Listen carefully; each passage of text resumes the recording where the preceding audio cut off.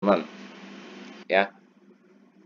Jadi di pertemuan kali ini kita akan membahas tentang activity dan fragment.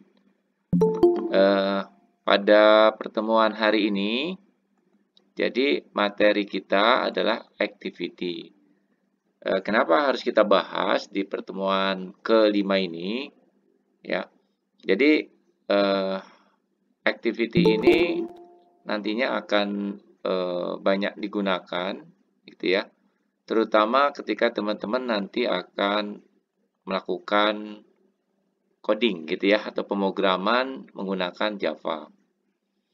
Nah, jadi ketika teman-teman nanti beraktivitas menggunakan activity, karena activity ini kan nanti akan banyak sekali gitu kan. Kalau teman-teman membuat sebuah project yang cukup besar gitu ya atau middle project, activity ini akan banyak gitu. Nah, triknya kalau activity sudah semakin banyak, teman-teman sebaiknya membuat folder. Jadi dikumpulkan dalam satu folder, gitu ya. Jangan activity itu ya bisa saja, artinya activity itu dibuatkan di dalam apps, gitu ya, secara apa istilahnya, secara berurutan gitu. Tapi nanti akan menyulitkan kita, itu teman-teman ya.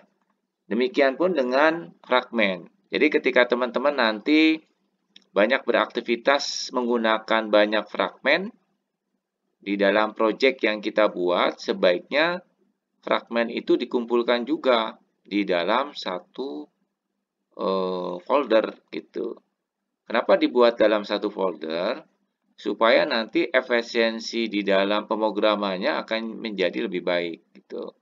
Terutama ketika teman-teman nanti katakanlah ditunjuk sebagai project leader gitu ya. Karena kan diharapkan teman-teman setelah lulus dari S1 ini diharapkan sebagai sistem analis. Artinya apa? Sebagai seorang sistem analis, berarti kan teman-teman harus mempunyai wawasan bagaimana untuk memanage sebuah aplikasi atau sebuah program itu menjadi baik dan efisien gitu ya. Terutama dalam hal memanage software. Karena jangan sampai nanti ketika teman-teman itu membuat project, projectnya itu membingungkan. Dalam artian kan pembuatan project itu kan biasanya berkelanjutan ya. Artinya jangan sampai nanti misalnya ada si A, si A-nya yang membuat project awal gitu kan, kemudian resign gitu. Nah, ketika dia resign kan artinya dia meninggalkan project tersebut. Nah, untuk